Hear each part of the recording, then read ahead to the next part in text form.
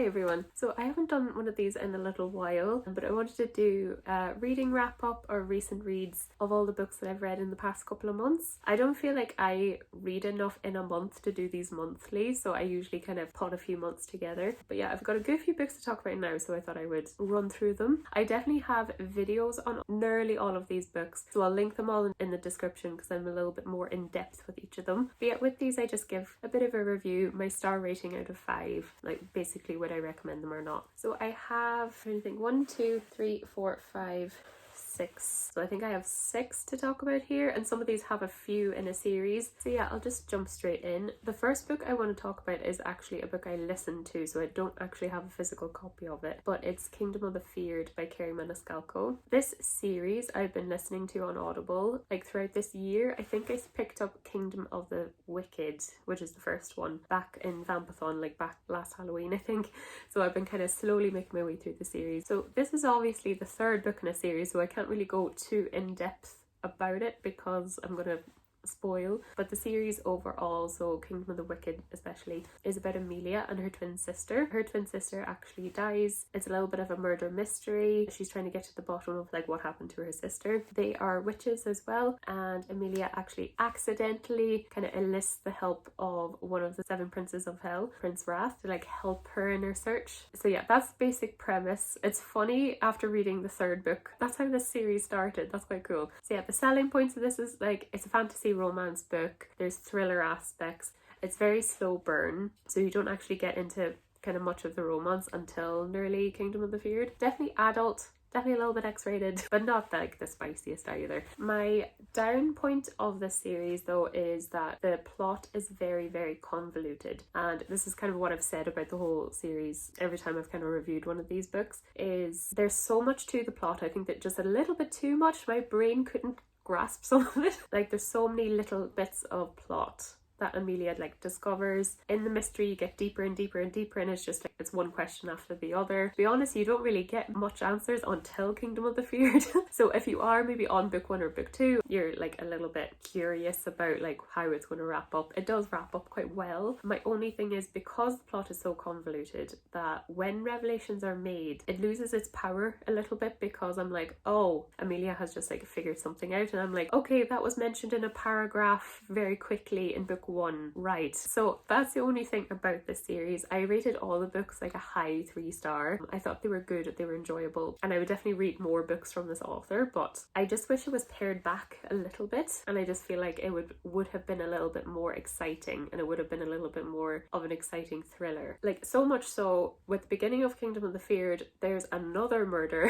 and you're like, hold on, I don't care, and it's this little side character that you don't even care about, and Emilia really wants to get to the bottom of it, and I'm like, hold up, we have like 100 questions that need to be answered, and I just didn't care so much. So yeah, there's definitely like some mystery elements to it where you're like, you really want to get to the bottom of stuff, and then others I didn't as much at all. But yeah, definitely book 3 is the spiciest. Definitely is the spiciest. To be honest, there's not much romance. It's more of a slow burn romance in the first 2. But yeah, I thought it was like a well thought out, maybe just not totally well executed plot. And yeah, there were some things I was still kind of questioning about. However, there is going to be, I think, some standalone books after this. So Prince Wrath has a few brothers. This was a trilogy, but I think there's definitely going to be a book coming out about Prince Envy, and he's quite a prominent character in the series, and I think that's going to be a standalone on him. And I think the time period is like, I think like Victorian period time in the UK, so I think that'll be fun, where this one was kind of set in 1800s Sicily. So yeah, I still have a few questions, but I'm just wondering, is the author going to maybe do some books on each of the brothers or something like that? I'm not quite sure, but there is going to be a Prince Envy, and I will definitely pick it up. I definitely would be excited for that. So yeah, if you like fantasy romance with like a complex plot that has like mystery elements to it, definitely a good series to go for. So another big series I got to the end of is ACOTAR. So I read the last book in the trilogy, which is A Court of Wings and Ruin, and then I read the little novel that comes after it, which is A Court of Frost and Starlight. So yeah, I read A Court of Thorns and Roses and A Court of Mist and Fury last year and really enjoyed them. Unpopular opinion, but I think Mist and Fury was my least favourite. That seems to be everyone's favourite, but it was my least favourite. This was my favourite of all of the books so far, and I have my theories with that. I'm noticing as well, I'm actually currently reading A Conjuring of Light by V. Schwab, and that's the third in a series, and so far it's my favourite as well. I don't know, maybe with series, once you're into them and you know the characters, like the author can just like go straight into the plot. There's no getting to know characters, there's no world building or anything like that. You can just like go in, delve in immediately. You know what the writing style is like. So I think that's something I've noticed about myself, is that I love getting into a series more maybe than a start of a series, if that makes sense. So I definitely felt that way about Court of Wings and Ruin. Like I just loved that I knew the characters. I loved that you cared about them more because you've spent 2 huge books already with them, so you can just like get straight into the plot. So yeah, you do care about the characters more. Usually by the 3rd, 4th, 5th book the plot is really thick. The stakes are really high, so that was definitely the case for this book, which I really loved. Again, I don't want to go too in depth about either of these because they're at the end of a series. If you haven't read ACOTAR before, it's always the abbreviation of A Court of Thorns and Roses. So when I say ACOTAR, that's what I mean. But the first book, ACOTAR, is about Feyre. So she is this really poor young woman who is trying to like feed her family. She's very good at hunting. She accidentally kills a fae, thinking it's a wolf, and she's actually taken to live in the fae realm because of this, as kind of like punishment. If that sounds familiar, it is like loosely based on Beauty and the Beast. So yeah, Feyre has to go live in Tamlin's estate in the Spring Court. Things like just go from there. Anything else is a bit of a spoiler. I knew it was a loose retelling, but actually I felt like a lot of the plot actually was Beauty and the Beast, which I was kind of surprised by. I thought it would be very loose, but it is loose, but there was more Beauty and the Beast than I was expecting. And then you have like a trial element as well. With Mist and Fury, then a lot of twists and turns happen, and it is a very strong book, don't get me wrong. I did really enjoy it, but I think Mass like ramped up the silly a little bit. Like, it's a fantasy romance about fairies, not the most serious, but then it is as well. One thing I will say about Mass, she is really good at characters reacting realistically to really traumatic events. So you have like Feyre healing as well in A Court of Mist and Fury. So I think Mass does that really well, and that's something I've noticed throughout the whole series. With Mist and Fury, I found like it was like little plot after little plot. I thought the pacing was nearly too fast. I wanted the book to slow down a little bit, where this one it does. Like for this book there is like more of a one big overarching plot, which is a big war, and it's like heartbreaking and dramatic. To be honest, really excellent. I really did enjoy this so much. There's a part of the center of this where all the realms like come together, and that was incredible. I think that was like my favorite section of all the books. I just thought it was just so explosive. I just thought the plot was really good. But yeah, that being said, I already knew the characters, I already loved them, you know, the world and the writing style and stuff. So I think that's why I enjoyed this. Like, I knew what I was getting myself into when I picked this up, so I think that's why I enjoyed this the most. But yeah, all of them definitely probably a 4-star read. And then A Court of Frost and Starlight. So this is a little like 200-page novel, which is based on like a couple of months after Court of Wings and Ruin. It's kind of like wrapping up the trilogy a little bit. So yeah, A Court of Frost and Starlight, I really enjoyed this as well. I think a lot of people argue if this needs to exist.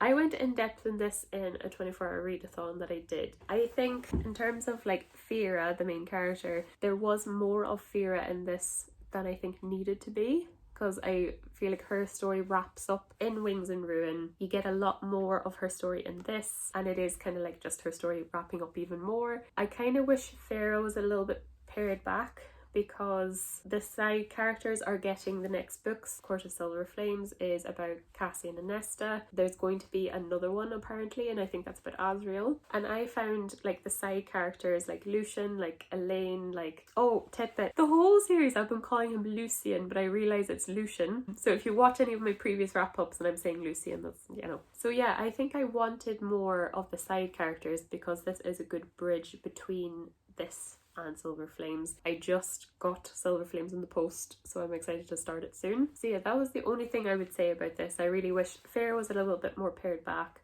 and we got a little bit more of the other characters, because their story needs to be set up more than Feyre's needs to be wrapped up, if that makes sense. But that being said, I still really loved this. It's solstice So it is kind of like our equivalent to Christmas, and the characters are kind of just like trying to have like a nice relaxing time. There's still like lots of tension, and I thought that was really well done, and like characters recovering from the war in very different ways. There's a lovely like kind of found family element to Akatar, so I feel like the kind of tender sweet moments are really nice, and then the tension ones are very good. I just kind of wish there was more of the side characters in this, but obviously we're going to get that in the other books. So yeah, I don't know. I feel like a lot of the things in this might be explained again in Silver Flame, so maybe that's why people feel like this doesn't need to exist, but I enjoyed it. I enjoyed it more than I thought I would. So yeah, I'm excited to go on to Silver Flames. The next book I read, again, I don't have a physical copy of it because I listened to it on Audible as well, is Jeanette McCurdy's I'm Glad My Mum Died. Like, I had a podcast I was listening to, and that podcast wrapped up. It was Back to the Beach by Stephen Coletti and Kristen Cavallari, which I loved. I loved Laguna Beach, so I was kind of like missing that, having something to listen to. I couldn't like think of a podcast to listen to, so I thought I would like listen to maybe a biography like this, like something non-fictional. This book I think is important. It was funny for me, I think growing up I've always like seen maybe like the Disney Channel stars or the Nickelodeon stars and thinking they're so lucky to be where they are, being famous and successful so young, but it was amazing to kind of see Jeanette's story like realistically and what actually she went through. So if you don't know, Jeanette McCurdy was Sam Puckett on iCarly, big huge Nickelodeon show. She's the same age as me as well, I think, or a year or two older. To be honest, I didn't watch iCarly that much, but I was well aware of Jeanette McCurdy, and I would definitely recommend listening to this because Jeanette McCurdy reads it out herself. She wrote it herself, reads it out herself. There's parts where I was crying because she was crying, like I think she audibly tears up with some of the chapters she reads out. So yeah, this was just like, I feel like one of probably the most important books that has been released in recent times, honestly. I know I'm very late to the train here. This came out like last year, I think. But yeah, I gave this 5 out of 5 stars, like completely. For a biography as well, like I'm always a wee bit worried that they'd be a bit boring. Jeanette like pared things back so well. Like each chapter is kind of short and sharp. She gets to the point without any waffle, if that makes sense. So I feel like a lot of biographies can be a bit waffly. She gets to the point. She tells a bit of a story that paints a whole picture. So she'll tell a little story about her dad, a little bit story about her granddad, a little story about her OCD. She doesn't go crazy in depth with a lot of things, and everything just packs a punch. Like each chapter just really packs a punch. I will say like this is quite graphic as well. So the basic premise is her mother did really emotionally and physically abuse her, so it is not easy listening. You can tell like her mum was quite narcissistic, lived vicariously through Jeanette, pushed Jeanette to do things like acting, like her eating disorder, all these things. They're so heavy. They're so heavy. I think she's incredible for writing this and putting her story out into the world. I think it will help so many people. I think girls going through maybe manipulative relationships in their families, or going through eating disorders, or maybe child actors who are becoming famous, I think everyone should listen to this. I think it's just so important. Definitely not for the faint-hearted. The one critique that people do say is that maybe it's like borderline trauma porn, because you get about halfway through the book and you're like, okay, like nothing worse can happen to this poor woman, but it does. Like it's just, I can't get over the life she's had and survived. And I suppose that's something to say about like maybe humans' desire for the dramatic or for crazy stories like this, because obviously this book wouldn't have done so well if she didn't have such a crazy life. I don't know what that says about humans, like why we love hearing like stories like this, even though it is hard to. So I get where people are saying that it might be a bit of trauma porn, but I really don't think that was Jeanette's intention. It's just her life. She is just telling her life, and it just happened to be so crazy. Yeah, there's so many things about this. Like she had a small music career, so I looked up her music videos and she's got an incredible singing voice. I had no idea. Yeah, it's just important and well written, and I think like everyone should listen to this. This should definitely be an audiobook rather than a physical book, I think, definitely as well. But yeah, crazy stuff. I'm so glad I listened to it. I think she's incredible. I just like want the best for her now. I think like there is a little bit of, I know Alexis Nichols, who was on Zoe 101, she's doing a lot of that now. I feel like there's a lot of like child stars that are kind of like naming and shaming the people that have maybe put child stars in kind of horrible situations. But yeah, just bear in mind it is very very graphic. So like some of her sexual experiences, she goes pretty in depth with the abuse, the psychological abuse, her OCD and her eating disorders. Everything's pretty graphic. So definitely be in a good mindset, I suppose, listening to this. If you're struggling with anything like that yourself, it might be a little bit hard to listen to, or a little bit comforting to know that someone else went through it as well and came out the other end. So I don't really know, but just bear that in mind, that it is a heavy read, but important. So the next book I have to talk about is, again, in the middle of a series. I think I wanted to like finish up a lot of series that I was in the middle of this summer. But yeah, the next book I have is A Gathering of Shadows by V.E. Schwab. I'm actually currently reading A Conjuring of Light, which is the third book, and I'm having the best time. But yeah, my thoughts on that, I'll obviously talk about that in a vlog or the next wrap up. But yeah, I read A Gathering of Shadows. I read A Darker Shade of Magic, I think around New Year's. I had like a couple of months in between each book, whereas with this I kind of went straight into Conjuring of Light. So yeah, this was so much fun. The first book is A Darker Shade of Magic, as I said. It's about Kel. He's called an Antari, which is kind of like this really special magician. So he's very powerful. Antares have like one totally black eye and one normal eye, so they do stand out. So he has the ability to travel between parallel worlds, and in this world you have like 4 Londons, and they're all called London, which is interesting. So you have grey, red, white and black. So grey is like our London in real life. Red is the London that Kel is from. You have white London that sees magic very differently, and then you've black London, which you don't really know anything about. So he is kind of a messenger between all the different monarchs in each London. Like on the side, he's a bit of a smuggler, so he's kind of like selling artifacts from one London and another. The story basically for that one is he smuggles something he shouldn't have, and a lot of bad things happen. That's all I'll say. So he actually meets Lila, and Lila's here in the cover of this. So she's from Grey London. She's a pickpocket and a thief. She really wants to be a pirate, but she ends up like robbing Kel, but then actually following him when he smuggles this thing. Their stories kind of end up being intertwined. So the first book is really fun. Like the first book I would say is nearly like a complete story. Like it has a start, middle and end, where this book and the third book very much like flow into each other. So in this one you have maybe the first half of the book is the characters kind of like processing what happened in the first book. So the start of this book is a little bit slower, and then you actually have like a trial element in this as well, this tournament, so that really amps up the plot towards the end of the book, and then the end of the book is really exciting. And Conjuring of Light just kind of like continues on. This one's fun because Lila and Kel are kind of separate in this book, and their stories kind of overlap sometimes. They kind of like keep just missing each other, which is really entertaining. So yeah, my one gripe about this book is I feel like this book definitely has middle book syndrome. Like Schwab was definitely trying to tie the first book to the last book with this. And you can definitely tell, like in this book as well, I feel like Lila annoyed me a little bit, which is strange because so far I'm loving her in Conjuring of Light, and I really loved her in the first book, where I feel like there's so many paragraphs in this, maybe because this book is slower, but there's a lot of paragraphs like telling us that Lila is brave and telling us that Lila is amazing without showing us.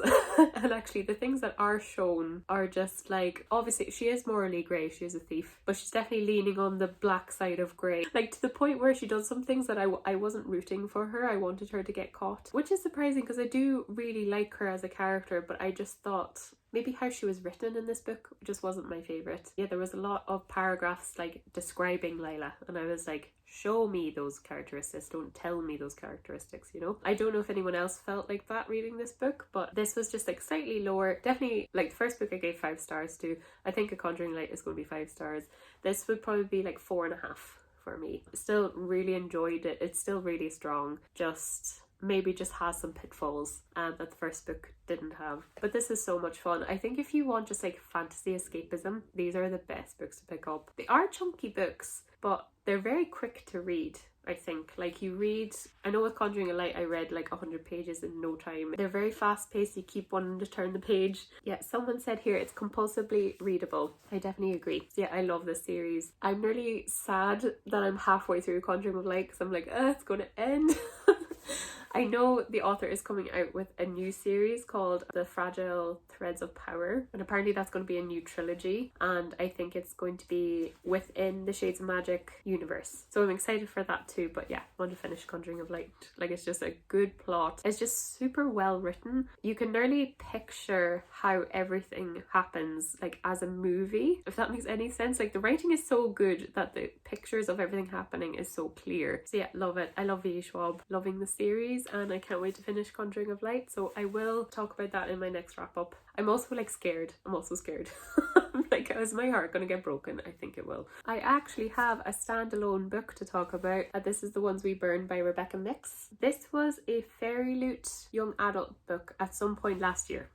I don't know when it came out, but I got this in Fairy Loot. To be honest, I didn't hear much about it, but I picked it out randomly for my August TBR, and this was very enjoyable as well. So yeah, I would recommend this if you're looking for like a YA fantasy standalone. I thought this was actually very strong. So the plot of this is about Ranka. So she is a Bloodwin, and a Bloodwin is nearly like this werewolf type character. So she is a witch, but the Bloodwin power is a little bit like a huntress. So when the power comes over her, she can't see in colour, she sees only in black and white. She has to kill something in order for the power to wane, and she becomes this kind of super killing machine basically. So witches and humans kind of live alongside each other in this country. Witches are physically different, so they're much taller and larger. They have black nails. It's a funny world because like humans in this world can have magic, but they're not witches. Witches are like physically different, so there is kind of like this division between them. So they used to live quite harmoniously. However, there was this event that kind of soured the relationships. There's this treaty now, so the Bloodwin has to go and marry the royal family. So Ranka gets chosen to go marry the prince of the humans. However, the witches want to start a coup, so they want to use her as like a way to infiltrate and kill the family. She actually gets there and ends up really liking them though. So Ranka herself, she's kind of a trauma survivor because of this power that she has. You're definitely rooting for Ranka. I really liked her as a character. She's definitely just someone who wants to be loved instead of just being used. She's kind of used and manipulated a lot. The book is her realizing that and coming to terms with it. There's a chapter in this, and I have like, I think I read this during a 24-hour readathon, and I have like footage of my heart breaking reading this book. I just ended up caring about Ranka so much. She's kind of like trauma blocked a lot of stuff, wherever she kind of like starts to unravel things and makes a lot of realizations. So there's a lot of that. It's very tender in that way and very heartfelt in that way, but the plot is still very action-packed and a good fantasy as well. So I did really enjoy that. There is, again, pitfalls to this book though. I ranked this like 3 stars, like a high 3-star, and I said in that readathon that I think someone else would really rank this higher. For me, the writing style just tiny bit wasn't there for me. I feel like the author, again, a little bit like Gathering of Magic, I feel like I was being told a lot rather than being shown a lot. However, I think like Rank herself is really fleshed out. Some of the side characters maybe aren't, but some of them are. There's one character, Percy, his dialogue was hilarious. Like, it was so funny and well done. Yeah, and then I felt like there was some maybe modern words like thrown in here that kind of took me out of the fantasy a little bit. Just, I felt like they didn't suit the tone of the book or the setting of the book. So that's the only thing about it. It might have been slightly too young adult for me maybe, but I think someone else would really rank this a lot higher, and I did really enjoy it. There is a romance in this, and it's female, and it is YA, so it's all quite innocent. However, I didn't really buy into it that much, I have to say. Again, I feel like someone else would maybe disagree, but it's just how I felt about the book. But yeah, a good strong YA fantasy book. And I think if the plot sounds interesting, it is. I think the plot and Ranka's like emotional plot, I felt like were really strong. So yeah, this was really good. So the last books I have to talk about are actually manga. So I read Tokyo Ghoul volumes 2 and 3. I'll show you volume 1. So yeah, this is volume 1. I read volume 1 like ages ago, like months ago, and I never got to the rest of them, so I did make a start on the series. There is 14 volumes, so I've got a ways to go, but I did actually really enjoy these. In Tokyo Ghoul you have Ken, who's the main character here, and he's this like shy little bookworm character. I love him. So he, in this volume, becomes the first ghoul human hybrid, and in this world you have ghouls that appear to be human but actually eat humans. Maybe a little bit of mix between a vampire and a zombie maybe. So yeah, this volume kind of explains how he becomes the first hybrid, how he's dealing with his hunger. So in volume 2, Ken falls into this, like, I would say good group of ghouls. They work in this cafe, like as a little community. They all help each other feed, and in volume 2 it actually explains how some of them try to eat ethically, which I thought was like really interesting, because Ken himself doesn't want to hurt anyone, he doesn't want to kill anyone. In volume 2 as well, you're introduced to the policing system as well. They're very much more prevalent in volume 3. Volume 3 had a lot of action. The policing system were obviously totally anti-ghoul, they want to get rid of them, think they're monsters. Where actually there's a lot of discussions in volumes 2 and 3 about, like, should ghouls have a right to live? Should they be able to eat? Like, especially in volume 2 you have this mother and daughter who are ghouls and they're just trying to live peacefully. So I think there's good talks about like what it means to be human. So it's just very interesting. So you have like different districts in Tokyo, and the ghouls all kind of have their own territories, like small communities. So yeah, this series is a lot deeper than I thought it would be. Like, there's a lot more commentary than I thought there would be. I thought it would kind of maybe lean heavy on the gore or violence, where actually more literary than that, I feel. So yeah, I am thoroughly enjoying these. I can't wait to get to the next ones. I can't wait to see what Ken does to, like, is he going to go full ghoul? Is he going to go full evil? Or is he going to like try to maintain this balance that he currently has? But yeah, this is excellent. I really want to read them all and then watch the anime. I know the anime has some slight changes apparently, but yeah, I'd love to get to that. So yeah, deeper and has more to it than I thought. Really enjoying it. So yeah, those were all the books I read recently and my thoughts. So yeah, if you'd like to subscribe, I do anything book related on this channel. I do reading wrap-ups like this one every couple of months. Not every month, I'll try, but I don't. So I do 24-hour readathons, reading vlogs, TBR videos, all that good stuff. I'll leave all the videos I mentioned as well. Some of my recent videos would have gone more in depth with some of these books, and I'll also leave my playlist for reading wrap-ups if you like these types of videos. So yeah, thank you so much for watching, and I'll see you guys in the next video. Bye.